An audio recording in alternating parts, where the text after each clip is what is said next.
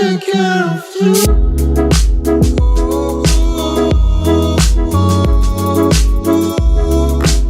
So we're live. Yay! Yay! So we have a great guest this morning, today. Turn the AC off. Thank you, Nicole. Well remembered. Let's do our checks. Go through the checklist. We have Rob Valenta in the house. Yes. Yay! Yay! Round of applause, everyone. Thank you. Welcome. So, Rob, we don't give an intro to who you are. So we like to give this whole impression of, meeting in a lift. Meeting in a lift. Meeting in this lift, lift. in our lift here. In your lift. So you got to go up 16 floors, so you got about 15 seconds. Well, I have the second. Oh, in no, my, no timer again. I have it in my That's head. working really well. 1001. So you got about 15 seconds to give us an elevator pitch Elevator pitch. of who you are, what you do, etc. Right. As you correctly said, my name is Rob Valenta. I've been coming here in Qatar. I first came in Qatar in 2007. I'm a 3D artist producing forensic graphics, as it's called. And that's quite interesting. I'm one of the few who does that. So I look forward to talk more about that. Superb. Yay, perfect. That was actually 14 seconds. Was it really? Because I have this. How did you do it?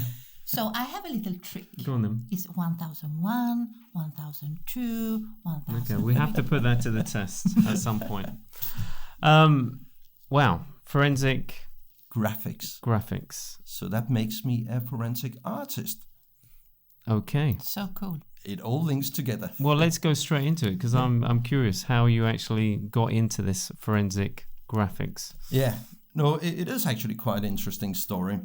It started back in, I think it was in 2003, 2004, where I created a reconstruction of crime scenes back in London, mainly for murder cases or for kidnap cases.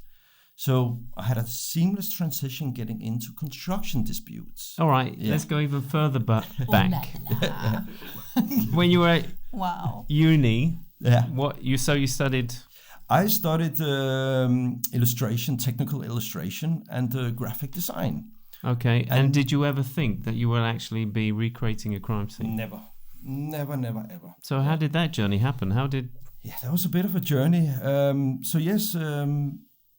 When I was back in uni, we are going really back many years, that's when 3D animation came out, 3D computer animation. Suddenly you had this software and these powerful machines and so forth. Yeah, but were they big, huge machines, or super look, he said, not me. He said going back many, many years. Yes, I'm only referring to what he's actually because said. We are older. Yeah. Well, Guaranteed. we can. Yeah, so no, we are going back is to he younger than us. 1996. Okay. Yeah. And that was back really in the days where you had this awesome software, but you had to build your own machines. Yeah, because there were no machines. There was no machines that could run a 3D software, right? Which was part of the fun. Yeah. So that's why I got into 3D animation, 3D modeling, and it was just fantastic. It was a whole new world that opened. Whereas, like, as a technical illustrator, you really just lock down to a piece of paper, pen, and that's it. All right, because I'm always trying to advise my 4 children what they should go into, and if you see certain skills that they have, what did you have before you actually went to college and university that you thought, okay, this is what I want to get into? Were you good at drawing? Were you good at maths? Were you what? That's interesting. Yeah, what was I was passion? Good at I was good at math. I will have to say, and languages. Okay. And then I did photography and painting as well, watercolor. So you had this analytical side of you, but you also had the creative side of you. That's it, yeah. So you're using both sides of your brains, isn't that the way it works? Yeah. So you're one of the talented that can use both sides of the brains. Normally you get either or. Oh, I am. Well, I know that you've only got one side. But, I have no sides. You try and reach into the other side, but what? No. Thank you very much for thank you very much for that great compliment. I suppose so. I never really thought of it like that.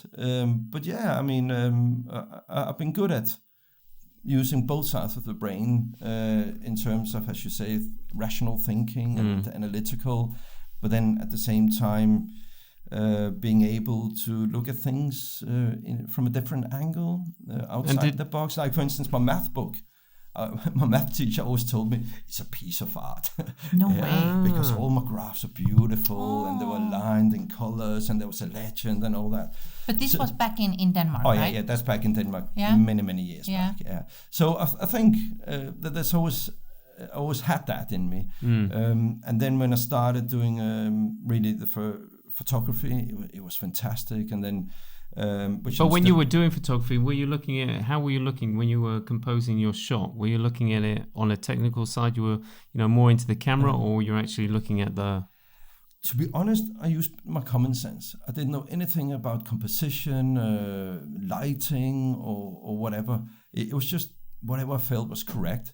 And what's interesting is that then many years later, when you then become aware of all these things, it's like, oh, actually... I managed to capture some of it. Obviously, you did many mistakes as well. Yeah.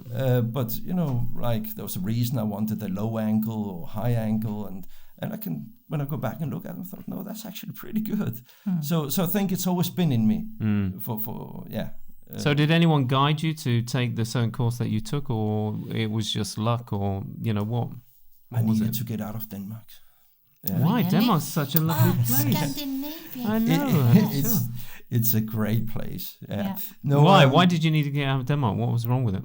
How old were you when you wanted to get out? No, I know what it's like to be a teenager, and then you get to that point where it's just like, okay, I need to go. Yeah, I think it's good. Yeah, I mean, I think I was around 18, and I'm from Copenhagen, and you kind of lived there all your life, really. And you just kind of, you felt, I wanted to do something different. And at the time I was studying technical drawings, again, the technical side, but I just felt it's not really what I wanted. I liked the drawing aspect of it, but it was too restrictive. And then I came across this course, this BA in Blackpool of all places. Okay. Have you been in Blackpool? He wanted to get out of Denmark and he heads to Blackpool. But how is Blackpool? Is that not nice? I mean, you're from the UK. I would like you to answer that question. It's nice in the evening when they put all the lights on, when they, there's a certain time of the year that they do all the Blackpool lights, but let's say it's... Because Blackpool, it sounds a bit dark. No, I'm not going to insult anyone because, it's the eye of the beholder, so, It's small. And I've only been there once. Okay. It's small and it's like a tiny... It was an experience, let's put it like that, coming from a liberal Scandinavian background and suddenly you're up in Blackpool. Copenhagen, colourful houses, and to Blackpool. To Blackpool. But we had the sea. Yeah. Yes. But we had Sellafield up the road, so nobody went to the sea. No, but I ended up in Blackpool. Okay, for how many years? For 3 years. Wow. But what I would say was great was to be in Lancashire. I felt I saw the real England. Yeah. It was great, and I got a lot of friends from Lancashire, Yorkshire. Absolutely, what I can say is that northern people are much more friendlier than people in the south. Very open. Absolutely. We have so many people against us now. I know. I'm so sorry, everybody. Don't listen to Stefan. So I've lived all over the place, so I know. So that was a really good experience, I have to say. I had the choice between Blackpool and Bournemouth, and I felt Blackpool sounded closer to Liverpool. So that's why Liverpool? What was the attraction to Liverpool? It's just football, and I know Bournemouth didn't have a team, and they did. No, you're right. Bournemouth, you're guaranteed more of the sun, and it's a little bit more up market. And then you got Blackpool, cold Atlantic Sea, but it is closer to the bigger cities. You're right. It is. It's one of those cities that everyone's drawn to for their hen and stag do's. A pint, one pound. That tells everything. Ah, yes. So you had a good time. I had a lovely time, I must say. And then when I finished, I moved down to Preston. One step. Okay, One it's getting step better. more Okay, south, right. yeah. I work for a fantastic company there called ADI. They're still going and they're doing really well. So that was your first job? That was my first job. And what was it? What was it? That was actually video editing. Yeah, and doing motion graphics. Oh, okay. I mean, now we're still going back to late 90s where everything was new. Yeah. Video editing was done with Media 100, I think it was called. Okay. I don't know if that's still around. That was before Avid, I think. I doubt it. Exactly. I think Avid actually bought them at some stage. And then motion graphics using the 3D animation skill, which at that time was really new and fresh. And what were you doing? cool. What kind of projects were you doing? I did a few projects actually for West Ham United. You know the big screens they have at stadiums. Yeah, That's what the company was providing, and they still are for like all the big But stadiums. I must ask you, were you not super excited when you saw it your first time? I mean, the work you did on the big screen. Absolutely. Were you not almost fainting? Almost, yeah. Yeah, because it must be like, oh, I did it was that. it was awesome, Wow. especially when you have like.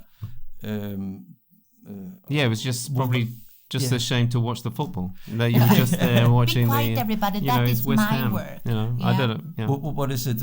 I did something for Wolverhampton, yeah, where I did an animation of Wolfie. That was their mascot. Yeah. And it was the first time Wolfie came to life. No. So for me and 30,000 other spectators, I assume that must have been a great moment. That is so to- good. to Do you sort- still have it?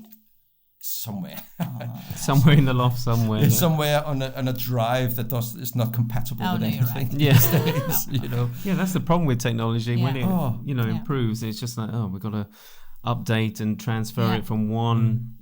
I mean, when I graduated, the big talk of town, CD burners. Oh, absolutely, yeah. You can now burn something on a CD. Yeah, It's like, yeah. wow, you know, and so that's how far back we go. So that was quite fun to do that. So again, that was in the creative field. Yeah. And then I felt, okay, let's move to London and get the proper challenge. Yeah. So moved to London, was a freelance 3D animator, working for various agencies and production houses. And it was great back then because, again, it was very new. And many production houses, you know, they didn't really invest much in it because they were just holding on to the horses to see where things were going. Yeah. And it was back in the days where 3D was done on silicon graphic machines. I don't know if you remember that. That was the big, expensive refrigerators. Oh, wow. You know. Yeah. And yeah, so that's kind of. So how then I- what happened? So What how happened? did the How did you police- get Yeah, into the police? yeah, now we Did need you to get arrested and then you were just chatting? Man. Well, I just wondered. You know, you're Are you doing it the wrong You're- way? You should do it like you're working this in the way. media. You're working, you know, for agencies, and then Yeah. suddenly you're working for the police. Yeah. I got into architectural visualization, where my good friend Jason and I had a company called Rock Hunt. It was still going, so that's Wow. really good. Yeah.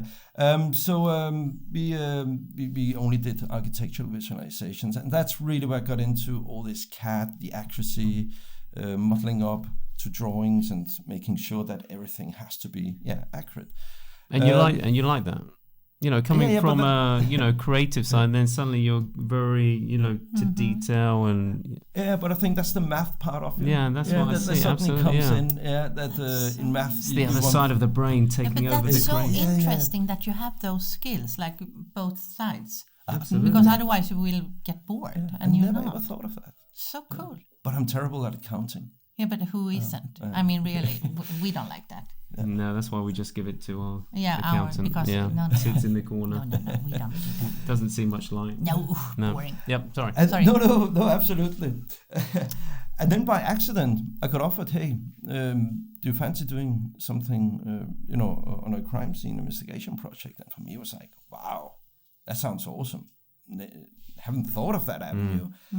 Did one project, did another, did a third, fourth, and Okay, I'm curious. So, did you actually see, because you're building a crime scene? So, did you actually see some gruesome pictures? Because that must be an eye opener. It was an eye opener. As I said, for some reason, I was only involved in murder cases or kidnap cases, and it was always in a house. And obviously, they give you pictures of for Everything references. Yeah. They removed anything that was really gruesome. Oh, okay. But still, you can see that's children's shoes in the hole, and you can zoom in on the picture on the fireplace, and you get a good sense of, okay, this is a family, and you can make up your story. And when you then see what the crime scene actually happened, it was actually. But we talked about that before, and you told me that that you were offered counseling. Yes. That is good. Really? That was really good. I never took up on it because I just had to look at it. This is just a job. Sorry to say like so that. So you didn't kind of. I didn't get too emotional. No, but it's good that it is, because for certain people, maybe it's too much. Absolutely. Oh, absolutely, yeah, absolutely. So that's good. I know others that wanted to receive some counselling, but and it was great that they offered that. Absolutely. But what years are we talking about now? How far back? I am so bad at years. No worries. Somewhere in the I think it was early 2000. Yeah, exactly. It was early 2000. Yeah. No, it's good that the police were offering counselling. That's why I'm just curious, if it was a new thing or how. Smart. And it was a pretty new thing there, and there was a few rules or standards you had to follow, such as you can use wide lenses, in your visualizations, because they kind of distorts the reality and so forth. Yeah. Everything has to be within 50mm accuracy, and we're not talking architecture. That has to be spot on, because you had drawings, but how you place the sofa or the kitchen and so layout of the apartment or house has to be within 50mm accuracy. Otherwise, it wouldn't hold up in court. And they did say to you, if we found out that you haven't managed to do that, we can't use you again. Yeah, okay, but how do you get that accuracy in regards to recreating a model with the scale? How do you actually go around the actual place and measure, or do you have some technology that sees the picture and then actually measures? Okay, that sofa is 200 centimeters. Or how does it? Yeah, so how it works is that you're giving a set of AutoCAD drawings. It's called architectural drawings. They're all plan drawings. So you basically have to trace off the walls and you get like elevations of it. So that, there was no argument that always will be accurate. There's only one way it can look. But it was more like the placement of the sofa. Let's say a sofa, we'll give measurement from this point to that point, and that point in the CAD drawing would be marked up, so you could double check and all that. But it does mean as well that we didn't use shadows, for instance, or very soft shadows, no directional light, right? Because that just in itself is inaccurate, isn't it? Because it's all dependent on the time of day, etc., etc. Yes, so you didn't do it. And they have to be able to remove a wall to see. Okay, now we can see it from this angle. Right. Okay. And so they can. Wow. So it's like CSI. You are like CSI. Yeah. So they can do like a forensic study from different angles and so forth. Cool. And we are still going back to days where 3D has developed further, but still quite primitive. Absolutely. So that was quite interesting. And I think how long did you do that for? For a year, I think. Oh, okay. For a bit less than a year. Yeah. But then, as a creative, you get a little bit bored with it because of you want to make something that looks realistic and a little bit more fun, and you want to play with lights and textures, and you just couldn't do that. No. And that was kind of the only letdown of it. The other side, as we talked about then, was at least with this type of work, you felt you were helping. Yeah. Absolutely. There was a really good purpose of it, that a crime has been committed and I'm here to make it easier to resolve the case. And were you on the winning side with all the... We were never told. Never told? Never told. Wow. And we were never told. It's a funny thing. Interesting. Yeah. You think that'd be a reward in itself, just to be told just like the full team working together. But it could be that, because it could be that the court cases, what I've since learned is that they've just, once you create your graphics till that there's an outcome of court case, that's maybe over a year or two. Oh, okay. That's by the time. If you're only there for a year, exactly. But hopefully you did a big impact. I'm very sure. Yes, of course. I mean, it was some of the cases were crystal clear, but it's just more to prove. Yeah.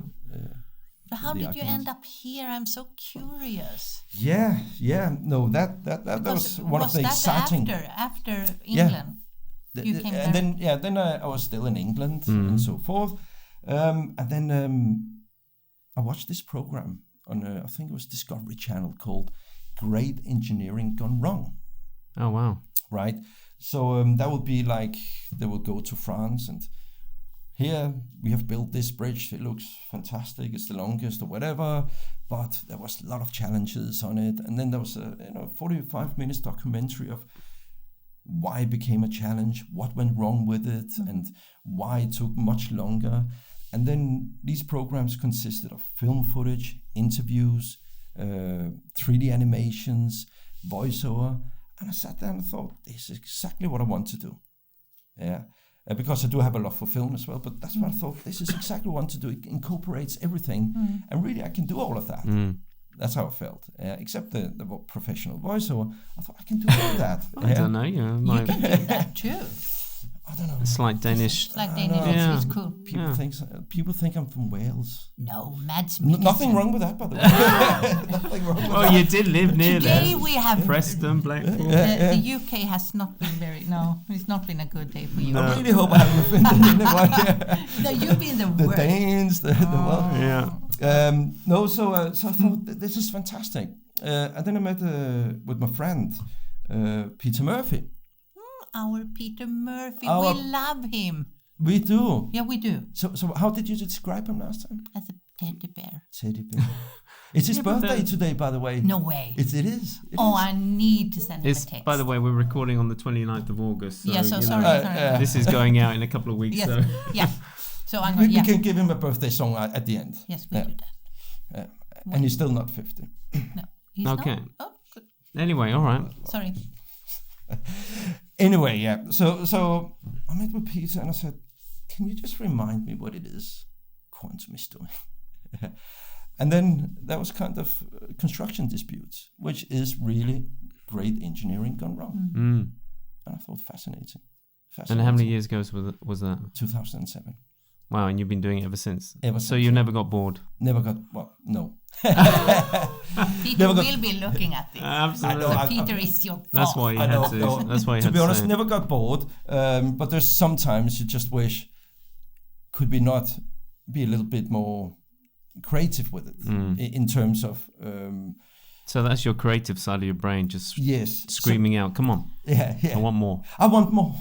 But you are doing so much other stuff than that. Absolutely, but just quickly Yeah, look, he just wanted to do it. Don't just No, do a but- sideline now. He's got to where no so for instance we once did a tunnel collapse, a 3D animation of I just want to explain what I mean with creativity. Is that we once did this tunnel collapse, and we did this fantastic simulation of debris and rocks and everything falling down, smoke coming up, and it just looks so great, just proper Hollywood stuff. Let me stop you there then. How realistic does the rocks, the smoke have to be? See, that's the thing, and that's when I was told you cannot do this Because you're imagining yes how thick the smoke is and how exactly. So if you go into court with that, you will be slaughtered on the fact that you have made this up. And if you really want all this smoke, we need to bring somebody in who studied smoke formation for how many years and all that. And that's what I mean is that's a little bit a shame sometimes that we can't do these VFX shots that really want to.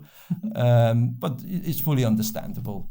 But as the crimes investigation is that when you do these dispute graphics, as we call them, forensic graphics used in construction disputes, there's just that thing of it feels great afterwards. You've handed over the project, you can see how important it is for a client, and then you can see the client gets the outcome he's after.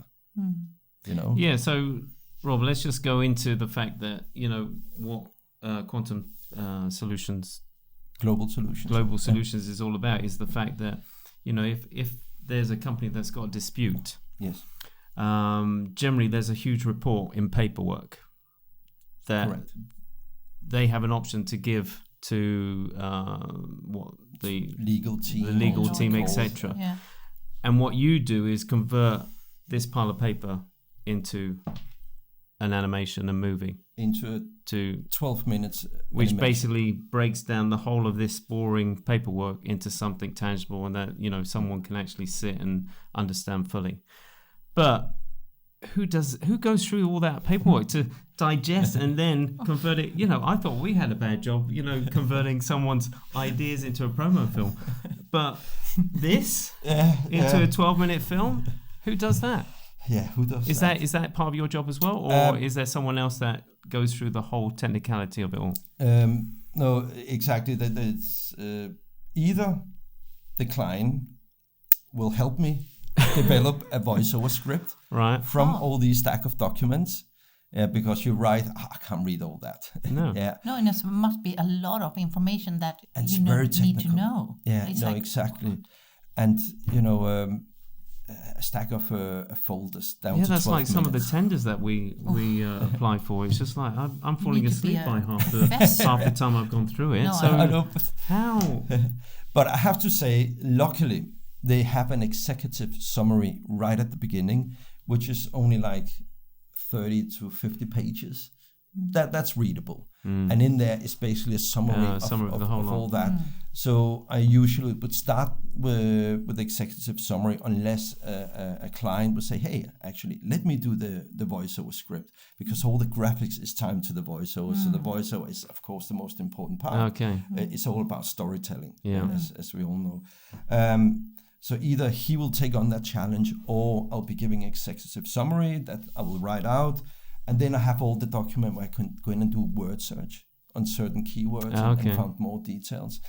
But what's interesting is that quite often clients like me doing it because I'm not an engineer. And for them, it's a good way to see, actually, does it make sense what we have spent millions of dollars on?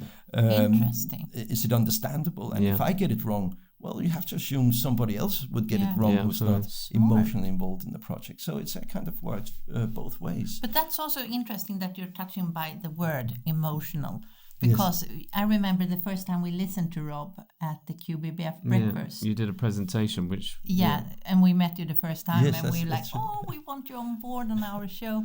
But you told us, everybody in the audience, about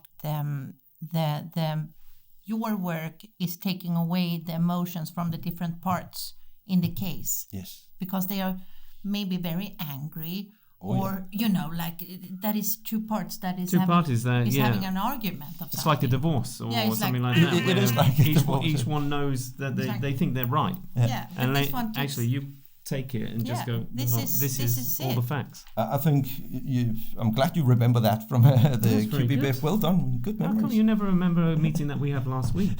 What did And we now do? you remember him, which was 6 months ago. I take that as a compliment. Oh, yeah, Thank very you, good. Anne. No, but Thank you. you know, some things stuck. Something stuck. I'm Right. 46 something. Yeah, no, I mean, that's a big part of it. Yeah. And what I've learned since, that there's a lot of psychology going into it as well. But definitely the emotions is something I feel is part of my responsibility to really put that aside, you know, and just like, I really don't care. I'm just here to make sure that I'm factual correct, and that it's informative. Yeah. That's all I'm interested in. And believe me, I have a lot of wrestles with clients who really want to start pointing fingers. We need to keep reminding them, you know, it was your fault and all that. No, you don't do that.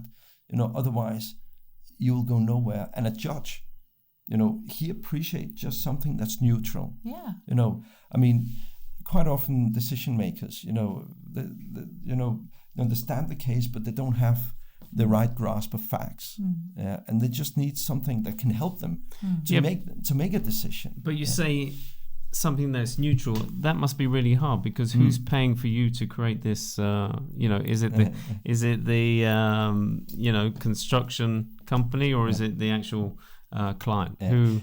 It is actually the client, the guy who's bleeding. And it's a good question, Stefan, because that's it's something I'm always tackled on when I use the word neutral. Yeah. So you're right. It is actually not 100% neutral. It is seen from this particular client's point of view, but it's more that thing of not being aggressive and not pointing fingers. And I always say, listen, to a certain extent, you can mention that, yes, we did this wrong, but we mitigated and got back on track, and we acknowledged that. But listen, where the crux of the matter is right here. So I think that's something we started using more of, but you're right, it's not 100%. I remember the presentation that you did. It was fascinating because, the story that you tell just makes it so, because it is all about time frames. It's all about, the materials that's been used, or, the engineering stuff that gets put in. And then, you're basically telling the story from both sides. You're saying, okay, this was on the contract, this is what was asked for, but then during the project it was realized that the turbine engines needed to be much bigger, so then that needed a bigger space, so then we had to make all adjustments, etc., which then delays the whole project, etc., and it was fascinating. Never seen it like absolutely that. And to be so told cool. rather than read all this, to actually watch it and to hear the whole both sides, this is what got changed. Well, that's got to have a knock-on effect. Absolutely. With manpower, with space, with resources, etc. And isn't that what clients forget sometimes? Is the fact that, look, you asked for those changes, so then there's going to be a knock-on effect. Well, I think you're right on that. Yeah, that quite often the way I see it is that there's a lot of small changes. Let's do this. And quite often people, they work in good faith. And it's like, yes, we will sort it afterwards. But then people actually forget, and then when you hit them with the bill, that it was a little change, but the manpower did increase, and suddenly that turbine engine had to come from somewhere else, and so forth. And that's why it's good to represent that in a visual format. It really is. But I feel the last 5 years it's really taking off much more, and I think this whole forensic graphics of visualizing challenges and disputes and conflicts, and I think it's because of with the age as well of we are in the information age, and YouTube is the second biggest browser next to Google, and people tend to look more at video tutorials than actually reading a tutorial. Oh, absolutely. We're more visual now. We are. And I think it kind of come to the court as well, or to the legal industry, that quite often you do need that visual aid to make things easier. So the last 5 years, I would say, has been a lot easier business-wise. And many people really want to have visual aid to help them, and which is only great. And that can come from 3D animation with voiceover and film and so forth to illustrations. So it doesn't have to be a big movie production as such. It can just be illustrations as well. So obviously it's exciting, but it was something I kind of waited to happen, where I thought surely the legal industry will have to catch on to it. But it's again, I understand as well, to certainly use some new technology in something as important and really something that's personal for is it getting easier with new technology and the speed of doing these animations now compared to when you first started? Oh, definitely. So. And do you pick off the shelf, different images, for certain things, so that makes the whole process easier as well? Yeah, I mean, I would say we use off-the-shelf software. Yeah. So we don't develop our own software, plugins or anything like that. So it's all off the shelf. But imagery, that quite often photos the client gives us, progress photography. We have a huge library of 3D models, so when they want some equipment or accessories, we don't model it up. Right, there's already something that's, And of course, just to make it cost effective and quicker. So it certainly has become easier, quicker as well with time of technology. Software's developed as well, machines getting faster, but the thing is, when machines get faster, that's when the software get updated to feature many new things that half of them you never going to use. So it's all very proportional. Absolutely. How do you keep yourself posted of all the new technology? Because that must happen so quick. It does, but that's why I have a wonderful team. That keeps me up to date. So you got a team of animators as well? Yes, sorry. So it's not all resting on your shoulders? Oh, no. I really have to say... I thought Paul Robbie in a room going... No, I cannot. I have all this reading. He's got all these files around it. No, don't disturb me. No, absolutely not. Sorry, I meant to say that, we have a team out here in Qatar, Quantum Digital, a great team, a fantastic, talented team, and they do all the hard work, I would say. So why Qatar? Is there a lot of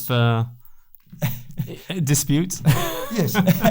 No, I mean, back in 2007, Peter Murphy was living out here and so forth. And then alongside Quantum Global Solution came Quantum Digital. Okay. And it was just natural to have it out here. It really was. And because the artists you get out here are so skillful. Yeah. They are so good. Yeah. So you're putting a team from all over the world?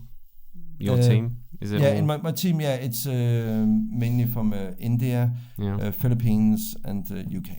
Yeah. So that's why we decided to have it out here, and because at the time Qatar was going through a lot developments and buildings and always, yeah. So and, there was a really need for it here, and not just here, but in the region. In the region, yeah.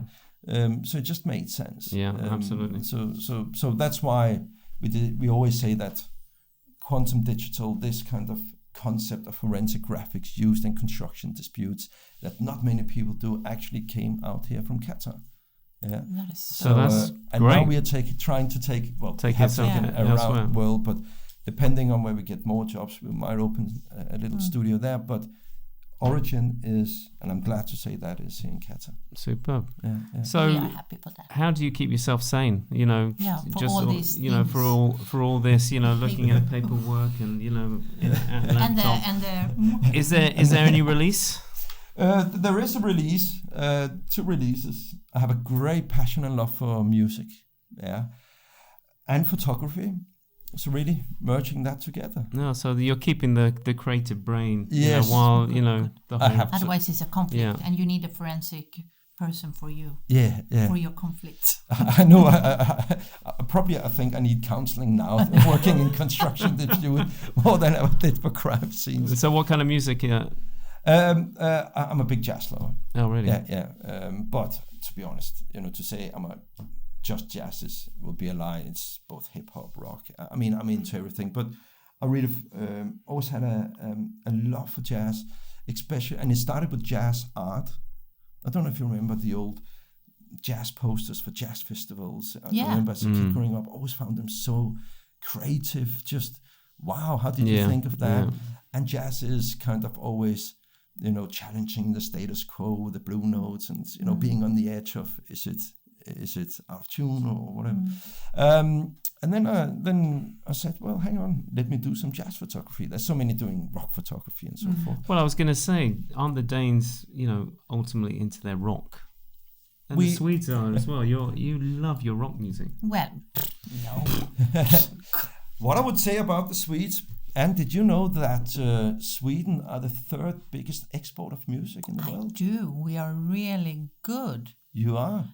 It's a shame it never rubbed off her with your singing.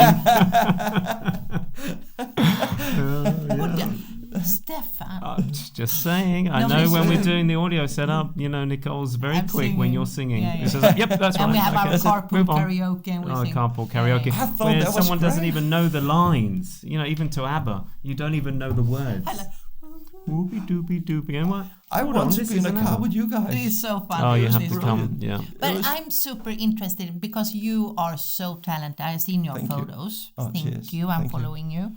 But because you're from Denmark, and what is your favorite artist in Denmark? And please say Kim Larsen. Oh, no, don't sway him. No, he's got to answer for himself. Please say. Please say. Well, I have to say, Kim Larsen, he's kind of, he's the John Lennon of Scandinavia. Yeah. I mean, he passed away very sadly, it was last year. And it was really upsetting. And I think every Scandinavian, Swedish, Norwegians, Danes, you know, we all have a story with Kim Larsen. And he was the Lennon of Scandinavia. So that's obviously was upsetting. So yes, you're right. But did you meet him? Yeah. Oh no, really? A couple of times, but not. I mean, not like he invited me around. No, I've met him and had a brief chat with him. That's cool. And he was just a man's person. Yeah. He would spend all evening speaking to you if you were just interesting, but don't start. Then you would switch off. Yeah, absolutely. My friend did that mistake. Yeah. But no, so a fantastic person, absolutely. And now his son is a great performer as well back in Denmark. Hjalmar, I think his name. So that's great. But answering your question, Lucas Graham, you know, from Denmark. Lucas, 7 years. You know that song? Yeah. No. Yes, you do. Which one? 7 years. Give us a note. Please, no, I don't. It can't get any worse than Anne. So thank you very much. When I was 7 years old, my day. Oh yes. That one. Is that? Yeah, Lucas Graham. Yeah. Oh, he's brilliant. Oh, cool. It's really good. Yeah. And what I like about him is from Christiania in Denmark, which is a free town, and you know, it's not the easiest place to grow up and so forth, but really managed to get a fantastic career and still going.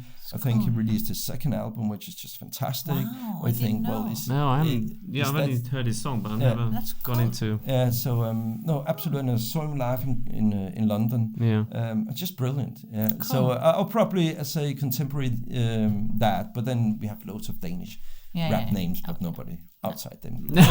It's the same. You know, it's like Swedes, Just, but we are what did you say? The third or the fourth? Third. Biggest export. Yeah. And then of course Danish jazz, Nordic jazz is quite awesome. Yeah.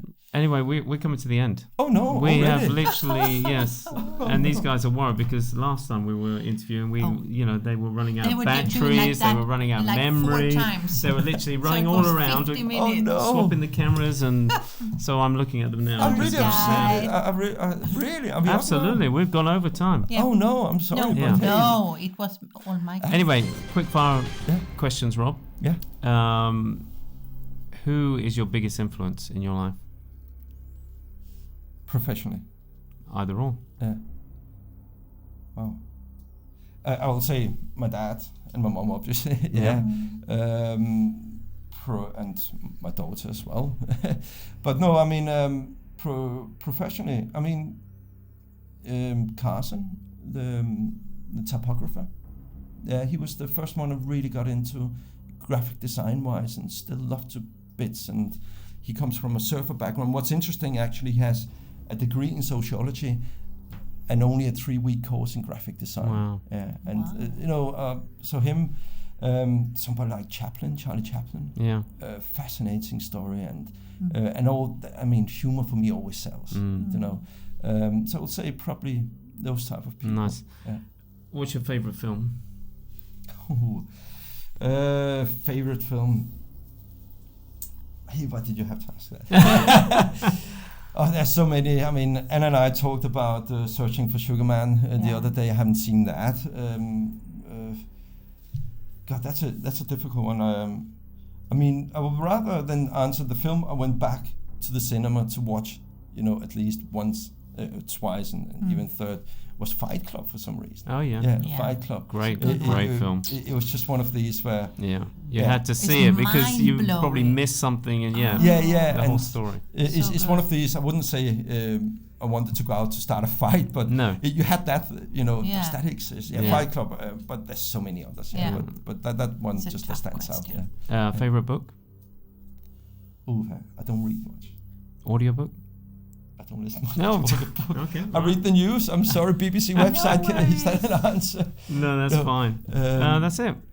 Well, favorite book? Yes, no. Oh no, we got one here. I have one more. Yes. Favorite book, 3ds Studio Max tutorial That's manual. good. It's a good book. Is it? Yeah. Sorry, I Alan. won't be getting that one. I want to ask you. Yes. So what makes you happy? What makes your heart sing? What are you grateful for? I'm grateful for good health, and for having great people around me like yourself and my staff and my colleagues, my family and all that. But what really makes me happy is when you produce something, whether it's a photograph, whether it's a drawing or it's an animation, but something that makes you proud and you know this is good, I know you're gonna love it, and when you see it, you're gonna love it twice as much as me.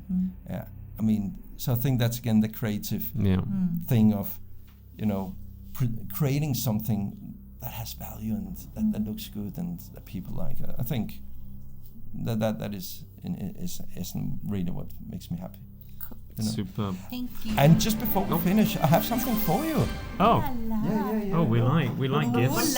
Ooh la la. I have goodie bags. Oh no, I love a goodie bag. he's stepping up the mark for all our other guests that are going to come in. Everyone, please So see the other what future Rob guests, is doing. look what Rob's here. doing. So I'd like See to what- say to all future guests on the show, I've now raised the bar. You have raised the bar. I like it. I And- like it. But there's a difference here. This is for the full-blooded Swedes. Yeah. And Stefan, this is for the half-Swedes. Yeah. Oh, I wonder And what's once you in look it. inside, you'll probably see Okay. why. So that's for you, Thank Stefan. you, sir. And Thank you. Ooh la la. this is for you. Thank you, my friend. I think Ooh la someone's been to la. IKEA. No way. Oh, no. You've been over to Yeah, no, I've been to IKEA here. Knabbele, Oh, This is gift courtesy. bag. cinnamon buns. That's courtesy of the Scandinavian kitchen in London. Oh, wow. Pepparkaka. Pepparkaka. Bilar. Yeah. Oh, That's a quantum bus. London bus. Det är lakritsbåtar. De är de bästa. Lakritsbåtar. Är det inte det bästa? It's like licorice and Turkish pepper. I've never come across this before. No, Antenberg. Yeah, that's very Danish. Is it? Yeah. Wow, we've been spoiled. Little chocolate. Chocolate, drink. Matilda chocolate milk. Chocolate milk. Yeah. Wow. Oh, my granddad used to love them. Oh, really? Little, They're absolutely. great, In the aren't car, they? Yeah. milk sweets. Oh, Och vingummi. and peppercorn. Bingo, yeah. I love that. Oh wow, this is beautiful. Wow. This is Thank fantastic. you. So that's just what I thought. That's really what you can't get out here. Oh, And thank you, Rob. and Superb. since we're all Scandinavians here, why not? Absolutely. You know. I salute you. I Oh, salute Oh, you can come again every 6 months. Every no, 6 every months. third week. Every third week. Yeah, let's stock Oh la up. la. Yeah. I shall certainly Thank do you that. so much. You're welcome, and Mwah. thanks for I'm having me here. so That's been happy. absolutely Thank you, fantastic. Rob. It's been a pleasure. It's Thank been very you. enlightening. Thank you very much. I hope you enjoyed it. Yeah, thank you. Thank you. Thank you, guys. Thank you for watching. Take care, and don't forget about all the other podcasts, Doha Heat and In the Game. In the game. All right. So have a good week, and we catch up with you next week. Take care. Bye bye. Thank you. Bye.